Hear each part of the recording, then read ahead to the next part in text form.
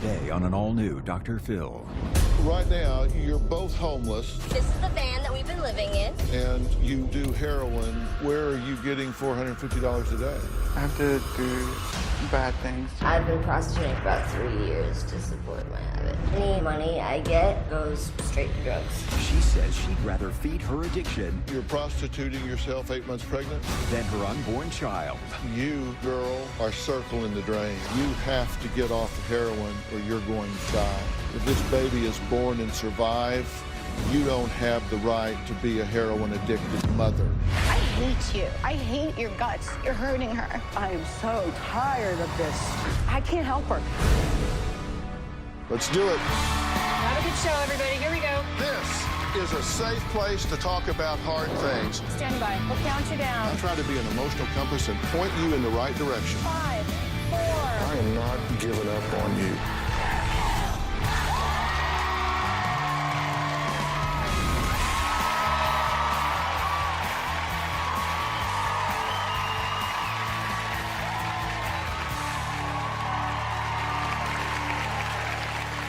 Yesterday, we met Sharon and Samantha. Now, Sharon contacted our show desperate for help because she hadn't seen her daughter, Nikki, in over a year.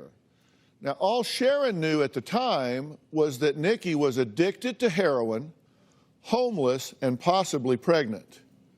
Well, she was right. Nikki is pregnant. In fact, she's 8 months pregnant, and she's shooting up heroin 5 or 6 times a day.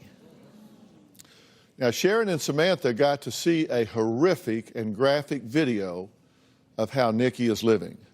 The video was so shocking that Samantha had to look away. But they still don't know the half of it, and as I told them, it gets worse. Now, before we get into all of that, here's what happened yesterday. Growing up, Nikki excelled at everything. Academics, sports. She was the captain of the varsity cheerleading squad. She did heroin once, and that was it. She was hooked. Her heroin addiction has completely taken over her life. 2 years ago, Nikki met her current boyfriend, Jesse. My daughter's cut off all communication with me. Do you believe that your daughter's life is on the line? Absolutely. I begged my parents to just listen to me when I told them that she was on drugs, and they told me to shut up. I said, she's on heroin. I said she's on heroin. I knew she was. I want to show you a day in the life of your daughter. I use heroin every couple hours. It's pretty, Some people have their coffee, sugar, and a bagel. When I smoke, that's how it makes me feel. Like your morning coffee is my morning of smoking a little hit of crack. We shoot up together all the time. We'd always try Stop to the be together. tape. Okay, are you in or out? I'm in. I just don't want to see that. Okay, I stopped this on national television. You're either going to watch this and get in the game or you're out. I'm in. Then open your eyes, don't put your fingers in your ears, roll the tape. I definitely blame myself for the way I'm living now. I chose to give up everything, and I chose to put drugs above everything else. I'm not surprised by any of it. There's so much more to this story. It gets worse. At this point, all I know is that Nikki is living with Jesse in Florida. My greatest fear is that Nikki is possibly pregnant. Are you ready to watch this tape without looking away? Because this is another piece of the story. Yep. I am pregnant. She's 8 months pregnant. If I did try to detox right now, not only would I get very sick, but it's a huge risk for the baby. Right now, she is really high. She's gonna be okay. Like when she starts getting bad is when you'll look on her lips. They'll start getting bluish, darker. I'm so mad. How could you do this to a baby? Can't even put into words to tell you what I think about it. It's horrifying. Are you both ready to see her now? Yep. All right, Nikki, come on out.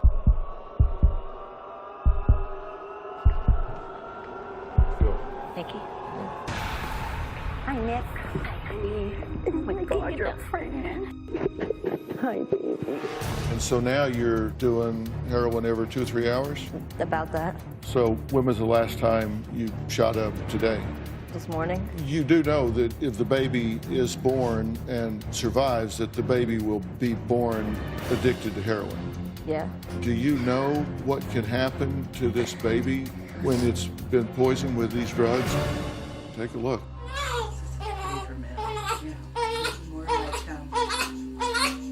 How do you think things are going when you're high? That's usually the whole point, kind of not to have to think about anything. You don't have to face any of the wreckage of what you left from getting high. You left that town. Everybody hates us now. Nobody thinks about you anymore. We're the ones who still live there. You don't have to deal with the reality that we have to face every single day. Is that what you're running from, that reality? Exactly. Good job. I'm so happy for you. When her fiance Jesse first met Nikki, he says that she was homeless and living on the street. So he bought her food, he gave her money, and eventually they started dating. It wasn't long, though, before Jesse was sucked into Nikki's twisted world, and now he's addicted to heroin as well. Nikki introduced me to heroin. When I first met Jesse, he did not use drugs, and now he does. Jesse started using about 6 months ago. When Jesse started using, it made me feel guilty, made me feel responsible, made me feel, like I pretty much took away everything he had. I was hoping if I started doing heroin that Nikki would feel bad and she would stop using. On my veins on my arms, there's no blood that goes through them anymore. Soon I will not have any more spots and it's gonna be a problem. It was my choice and I could have said no, but it's also my fault that I started doing it. I still feel like better off with Nikki because if I wasn't with her, I don't know what I would be doing. I would be miserable not having anybody. Okay, Jesse, y'all been together how long? Almost a year and a half. I'm sorry? A year and a half. A year and a half. And when you started dating her, you weren't doing drugs, right? No. You weren't doing heroin at all. No. And your goal was to get her to not do heroin, right? Yes.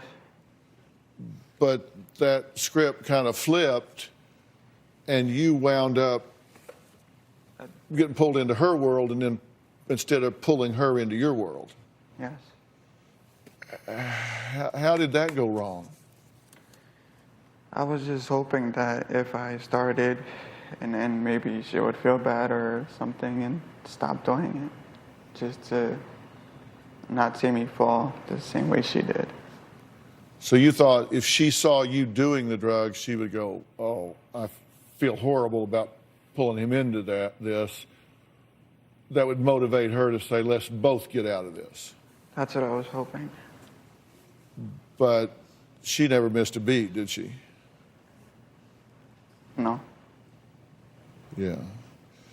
So right now, you're both homeless and you do heroin, like 10 of these bags a day each? It's like 10 or 15 a day, yes. I'm sorry? 10 to 15 a day, as much as we can get. How much does a bag cost? $20. So that's $200 each. So your habit's $400 to $450 a day? Yes. And you have no jobs and no home. So where are you getting $450 a day?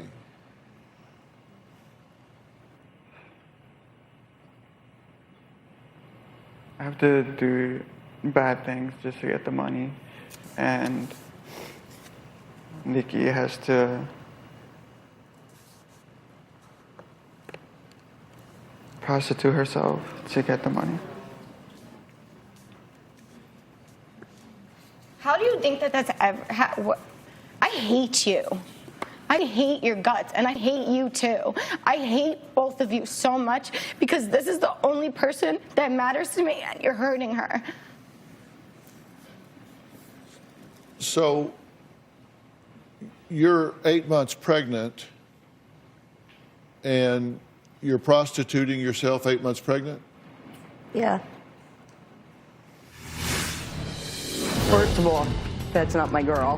My girl wasn't a heroin addict. I did not give birth to a heroin addict. I can't help her. And later, you, girl, are circling the drain. I told him they should just let me die. I told you it gets worse. I've been prostituting on and off now for about 3 years to support my habit. Oops. Hello, missed call again. Yeah, here's another one. Can you come over?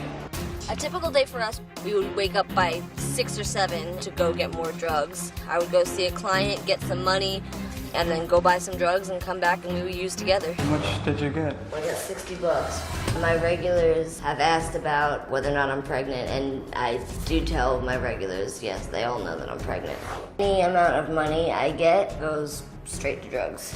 It breaks my heart that Nikki has to go out every day and prostitute herself just to make some money so we can continue doing drugs. Nikki says that she uses protection when she's prostituting herself, and she says she's safe and she doesn't do anything without a condom. She tells me 100% that the baby is mine. There is about a 90% chance, I'm sure, that the baby is Jesse's, but unfortunately, there's a chance that it could be one of my clients. I would rather feed my drug habit than my unborn child. Okay, I'll come outside in 5 minutes. All right, see you soon.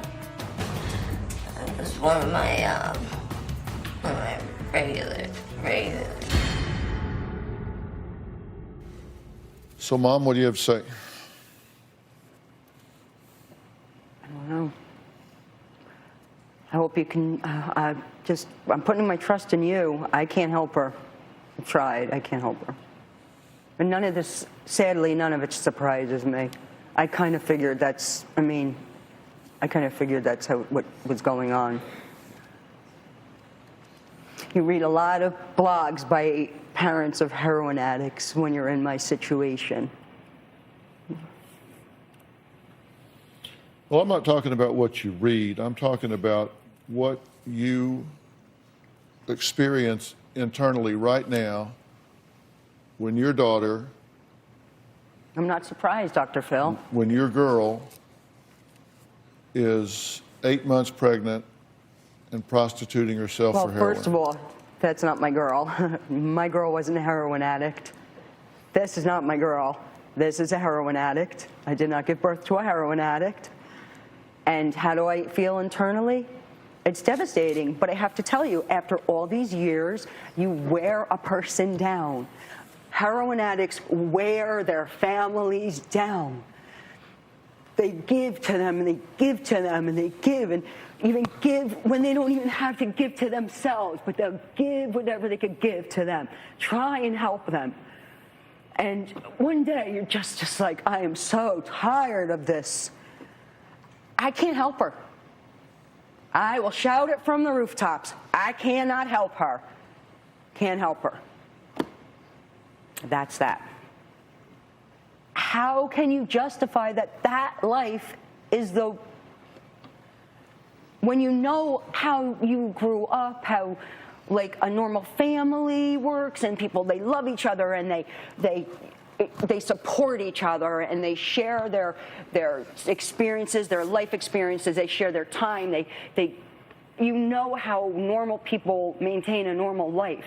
How can you look at that life and think that that's an alternative, and think that that's a good choice? I just don't get it. I don't get it. I don't get it. That's why I said that's not my child. I can't even tell you the last time I saw that person. She was 19 years old, and heroin robbed her from me. That person, heroin robbed that person from me. And So where's your father in all this? My biological father? He died 10 years ago. Well, how'd you feel about your biological father dying? I don't think I gave myself a chance to feel anything. I think that was probably one of the first things he was already out of my life so much at that point. It's probably the same way they feel. It's like it didn't even come as a surprise when they called and said that he was dead. He had already been gone. It wasn't a surprise, and I just don't even think I gave it any thought or anything. I didn't deal with it. I didn't think about it. it just kind of happened, and then I went back to school and kept living. I said it wasn't a surprise what happened. Dr. Phil, her father died in a jail cell alone as a John Doe. No one was notified till many, many weeks later. Yeah, like 2 weeks afterwards. Yeah. It took them to find out who even was. Yep, didn't even know who he was. Died alone in a jail cell of liver failure because he drank himself to death. Another person there on that screen that had it all.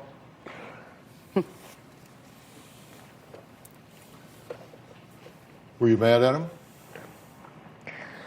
I guess to some extent, but I just don't even process. I don't deal with things. I don't even try to even show any emotion. I think I just, for some reason, I thought it would be better just to, you know, go through the motions then. And I mean, like, I remember my sister getting so upset and so angry about it, and me just kind of, like I said, it didn't surprise me. It didn't. I just didn't even really have any reaction. I know, I'm still here alone dealing with it all by myself. Thanks for leaving me. Not that you care, but... And I have to find the money somehow to rob somebody at gunpoint, or rob them with a knife, just to make her feel better. I have to do it. Do you guys have a gun? And later, you say you've saved her life 2 or 3 times. 3 or 4. You want a pat on the back, sending her out to whore herself to get you drugs. Growing up, Nikki was a daddy's girl. She loved her father. Nikki was very hurt when Dan turned to drinking, and she feels like he chose drinking over her. My ex-husband was a successful stockbroker. Then, after being indicted on fraud charges by the Securities and Exchange Commission, he eventually drank himself to death. Nikki was devastated. When my father died, I really didn't process it at all. I think I pretty much just tried to suppress it. I feel like Nikki's never really come to terms with his death. I definitely feel like she has turned to drugs to deal with the pain of losing her father. Well, you've been in this for 7 years doing heroin, so you got a whole lot of momentum going in that direction. You've been at this for a year and a half. You got no job. You're doing heroin for a year and a half with your fiance, and you sit at home and she goes out and turns tricks every day to get money for you to do drugs. Now, she's 7 years deep into this and may be to the point where she can't see, even remember any kind of reality. But what the hell is your excuse? What kind of man lets his woman go out on the street and sell her body for any reason, but certainly to get him drugs? How is that okay with you? It's not okay with me. Well, apparently it is, because she's 8 months pregnant, going out and prostituting herself. She goes out behind my back. It's not that I allow her to do it. Anytime this fight even starts, I mean, to be honest, he gave me an ultimatum when he found out I was using. He's given me the ultimatum before, and to be honest, maybe I would lie to him and tell him I would pick him, but I would lie to him, which is exactly what I did when he found out I was using. And what the took you? I spent all the money I had saved to take you away from New Jersey. Why are you doing this? And like I said, maybe I would have lied to him and said, okay, I'll stop, but I would have continued using. And that's what I tell him anytime he even tries to stop me. I mean, it's the truth. I'm going to go out no matter what. So it's the truth. That's the truth. I'm not going to lie. I'm going to go support my habit anyway. And if now that I know he's addicted at this point, which is a terrible thing to say because it's just basically manipulating him, when I get back, I know he's not going to be feeling well, so I'll just tell him, well, you know, I have drugs for you too now, so, which is true. It's completely manipulating him, but. Well, this is $450 a day, so how many times are you going out a day? Anywhere between 2 at the least, up to 5 times a day. Have you been arrested for that? No. Sometimes when she gets really sick and she doesn't go out, that's when I go out and I have to find the money somehow. So even after I rob somebody at gunpoint or rob them with a knife, just to make her feel better, so she's not sick, I have to do what I gotta So you guys have a gun? You have a gun? Not anymore. Would you sell it? Did you steal it? Sold it for drugs to get heroin. So you would go rob people at knife or gunpoint? Yes. And I'll manipulate him into doing that too, because I'll be like, well, I got all the money, I'm sick. Why don't you go get me something for once? Which I know I'm completely manipulating him, but I do it anyway. I told you it gets worse. Yeah, I know. You, girl, are circling the drain. You have OD'd already? I saved her life more than 3 times. Yeah, well. That's what I told him, he should have just let me die. This is the van that we've been living in. We're not really staying in here right now. It is way too hot to stay in the van. It's probably like 100+ degrees. We only really sleep here during the winter months when it's cool enough. The bed's actually pretty big and comfortable. You have a ton of space. There's a spare tire in the bedroom right now. Most of our clothing is sitting right here. That's pretty much all the clothing we own. Down here, some random food from the food bank, some peanut butter and pumpkin pie filling. And that's pretty much everything we own right here in the van. Well, Sharon wrote into the show desperate to save her drug-addicted daughter, Nikki's life. I mean, Sharon just found out that not only is Nikki abusing heroin, but that she's 8 months pregnant.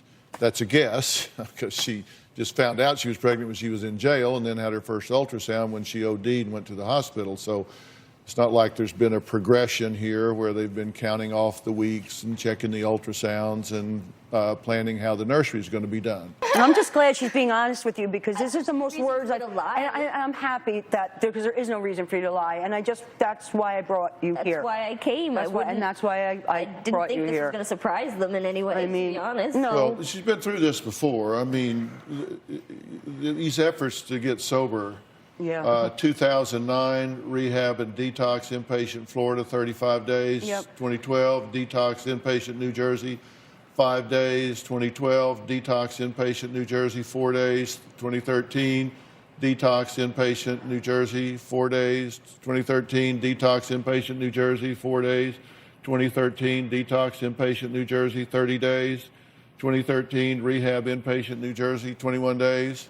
Yeah. So, I mean, Been at it for a while. there's been, I mean, I don't know where these places are, but, you know, I look at these, I see you're a heroin addict and you're doing 5 days, 4 days, 4 days, 4 days. I mean, 35 days.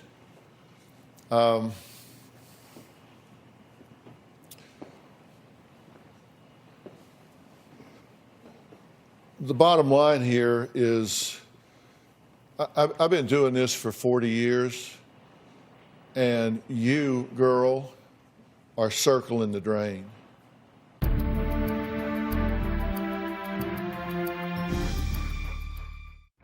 Closed captioning provided by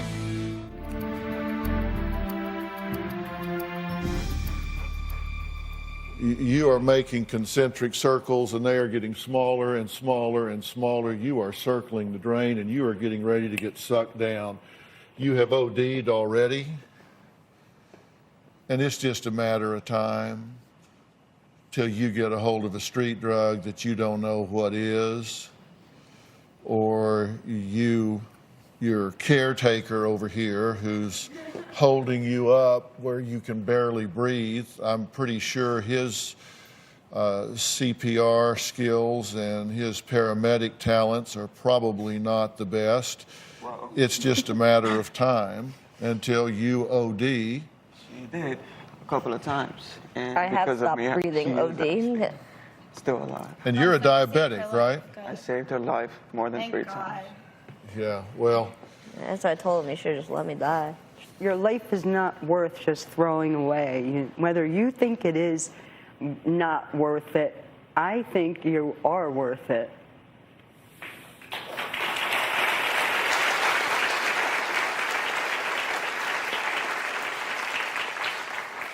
well, there's a whole other piece of this equation here, and that is you've got a child inside, and that child deserves to have every possible chance Exactly. to get this turned around. You say you've child. saved her life 2 or 3 times. What? 3 or 4. 3 or 4, 5, 6, 7, 8. What do you Whatever. want? You want a pat on the back? You want a pat on the back? What you ought to be doing is leading her to sobriety. You ought to be doing something other than sending her out to whore herself to get you drugs. So I'm sorry. I'm sorry if I'm not in your balcony cheering you on for your good deeds. Look, here's the bottom line. You got to make a serious decision here.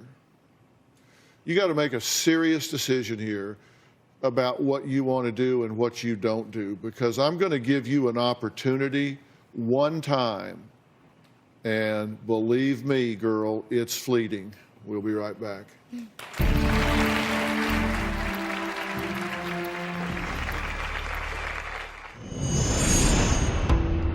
My hope is that I can get clean and that the baby is born healthy and that I'm able to take care of the baby. I feel like I would be a great dad because I have 2 previous kids and I was never there for them. If I'm unable to get clean, I think my mom would want to help out. I think my mom would probably want to take the baby. I would hope that Nikki's mom, she would at least try to take the baby so I can be there for him or her and spend as much time as I can. Well, Sharon learned today that she's going to be a grandmother for the first time, and that is if the baby makes it after Nikki's heroin abuse during pregnancy. It has a profound effect, and we need to talk about that with some medical expertise. So I've asked Dr. Tanya Elliott to join us. She's medical director for Doctor On Demand. Doctor On Demand, as you know, is my company. Jay and I, my son, have created this. It's the app that enables you to have a video chat with a real doctor on your smartphone or computer like that when you need it. Dr. Elliott is a graduate of Jefferson Medical College in Philadelphia and completed her residency in internal medicine at the Mount Sinai Medical Center in New York City. So thank you for joining us, Dr. Elliott. You've been listening to what's going on here. We've got some high-risk situations here for both mother and child, correct? Absolutely. So, Nikki, we got to get you into a methadone clinic and save this baby's life and your life. I can't stress that enough. You don't want to see that baby born addicted to heroin like that, and we don't even know if it'll make it that far, because if you shoot up something, we don't know what's in it. It's poison, as Dr. Phil mentioned, and you'll lose that baby. So we have to focus on that, and then we also have to focus on building up your support system and focusing on your mom and sister as well. There's no doubt in my mind that you guys are not realizing how much stress you've been under because of Nikki's addiction over the last 7 years. Stress affects you both mentally and physically. And right now, all of those conditions and things are being suppressed right now when you're dealing with things like this and you're in denial of the actual situation. We have mental health services for you. We have psychologists and psychiatrists that specialize in families that are dealing with addiction. So we can provide you with the tools to be a good support system for your daughter and for this baby that's coming. And we also have a full suite of physicians who can help provide you with the appropriate care that you need. I have no doubt in my mind that you both have been neglecting your physical medical care. You need to be screened for diabetes and blood pressure and cholesterol and thyroid disease and depression. And those are all things that we can do. We can order laboratory tests. We can review those results with you. We can be there to help you through this process, both you, this baby, and your entire family. And we're willing to do that and help you. Well, I think that's what needs to be done, because if this baby does survive, and I pray to God that it does, the baby is going to need support and it's going to need help. And you say this just wears you out. It just beats you down. I don't want a system to break down with you. I don't want you to have a meltdown here. So we want to look at the entire family here. We want to get this baby to safety. We want to make sure you guys are taken care of. And that's what Dr. Elliott is saying here, is we got to look, absolute top priority is get this baby safe. And then we got to make sure that everybody in the family is evaluated and stabilized here, because if this baby makes it, that's going to be a challenge. Everybody has to do what they can to get through that. And at Doctor On Demand, we can provide you everything you need. Get your labs, see where you are, give you all the support necessary, medically, psychologically, every possible way. And I'll have Dr. Elliott talk to you more about that after the show, and we'll continue with that. So, Dr. Elliott, thank you very, very much. You're covering the waterfront, and I appreciate it.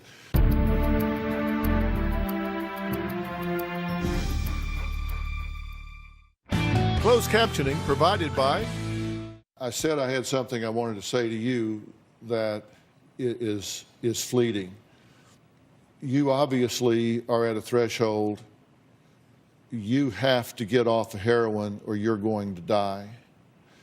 You don't have the right to do what you've done to this baby. If this baby is born and survives, you don't have the right to be a heroin-addicted mother. You have to step up. And you say, well, I'm taking drugs now because I don't want to be sick.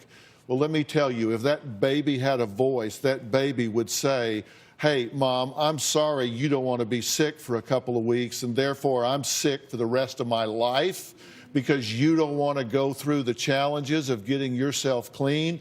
So I'm going to miss every developmental benchmark that I have to make as a child, that I'm going to be sick. I'm going to be subject to not having the proper growth curves. I'm going to be subject to disease. I'm going to be subject to being underachieving intellectually and educationally and all of this because you don't want to face this. Well, let me tell you, you say you don't process things. Well, it's time that you did process something.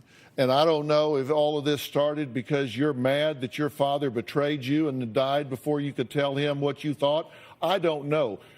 Things often start for one reason and continue for another. Maybe you started drugs for A and you're continuing them for Q. I don't know. What I do know is you don't have the right to do what you're doing. And I am willing to put you into a program with, I've got TJ Howard right here. I flew him in here. He's the corporate director for Origins Behavioral Health Care, which I believe are the nation's leading dual diagnosis treatment centers and are based on South Padre Island, West Palm Beach, Florida, Vero Beach, Florida. They have the best treatment programs around that deal with gender separate and age specific treatment programs for men and women. And they specialize in the treatment of trauma and other psychological disorders while they're dealing with addiction. And they don't work for 28 days. They don't work for 15 days or 45 days. They work to criteria. They do it until. Their clock has until on it. They don't go 28 days, 45 days. Their clock has until. And that means you may be gone and working on this for 2 months, 3 months, 6 months, 9 months, a year, I don't know. You've got one chance in your life to do this one time right. Not these 7 false starts up here. You got one time to do this right. And that's why I flew him in here from Texas today, because your choice is right now, this minute. You leave this stage and you go with those people right there. You don't pass go, you don't collect $200. You leave here and go there. There's no stopping off in between. You go there and you get yourself treated and you get yourself clean with the medical supervision and help to give this baby the best possible chance it has and give you the chance to get your life back. And that's the choice. That's the choice that I present you now, and that offer expires when I walk out that door. So I want an answer, and I want it right now. Yes, I'll go, of course.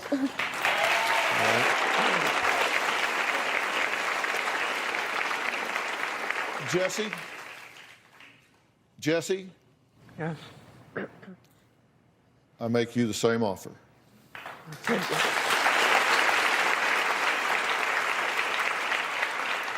I'm offered to put you in a program and get you clean, straight up, one time. You will not be together. You won't see each other. You won't talk to each other. You will not be in touch with each other. You are triggers for each other. You will be separate, and you will have an opportunity to get yourself clean and get your life back. But would I see the child get born? Absolutely. If this is your child, then this child needs a sober, clean father in his life. Absolutely. I would support that 100%. 100%. And I'm proud of you for asking that question. Take my offer? Yes. All right. Okay. Fair enough? All right, I want to thank all of my guests today, and a special thanks to TJ Howard and Origins Healthcare for helping us today. TJ, you've got your work cut out for you, do you not? Yes, sir. Yes, sir. Pregnancy adds extra dimensions to the treatment process, and you're going to need to be willing to. We'll guide you. You just got to be willing to walk, and sometimes it'll get tough, but we need you to be willing to do that, and we'll guide you out. We'll get it done. Yes, sir. All right. Also, special thanks to Tanya Elliott with Doctor on Demand. And if you at home want to have your own Doctor on Demand, you can go to Google Play Store or iTunes App Store and download the Doctor on Demand app. And it really is that simple. You push a button and you're face-to-face with a board-certified physician or a licensed therapist for your psychological needs, either way, from the privacy of your own home. So check it out. Thank you for being here. We will keep you posted on what happens with this story. So long. Make the most of this. Make the most of this, man.